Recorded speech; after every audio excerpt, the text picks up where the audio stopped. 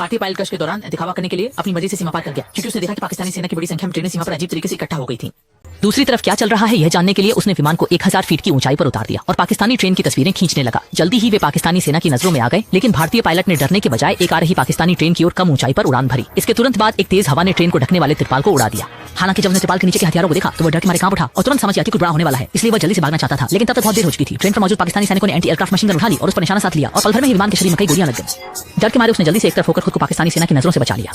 सोचा था कि वह अब सीमा पर लौट जाएगा, लेकिन उसने टीम के बड़े भाई से मदद मांगी। एक पल में बड़े भाई ने दो पहाड़ों के बीच से चमकदार एंट्री की और सीधे पाकिस्तानी सेना की ट्रेन की ओर बढ़ते हुए बिना कुछ कहे 2 मिसाइलें दाग दी, जिससे ट्रेन के सामने की पटरियां उड़ गईं। और इसी समय हाल ही में छिपे हुए भारतीय पायलट भी ट्रेन के किनारे से बाहर आ गए और बिना देरी किए 2 मिसाइलें दाग दी। इस ऑपरेशन ने तुरंत ही पाकिस्तानी सेना की ट्रेन को तबाह कर दिया। दोनों पायलटों को लगा कि मिशन पूरा होने के बाद वे सुरक्षित लौट सकेंगे, लेकिन अगले ही पल पाकिस्तानी सेना ने उन्हें निशाना बनाकर 2 मिसाइलें दाग दी। दोनों पायलट डर के मारे अलग अलग दिशाओं में भागने लगे, जिनमें से एक अकेला एक मिसाइल के साथ गहराई में उड़ान भरने लगा और जैसे ही वह पहाड़ी की चोटी पर पहुंचा, अचानक उसने तेजी से मोड़ लिया और चमत्कारिक रूप से बच निकला।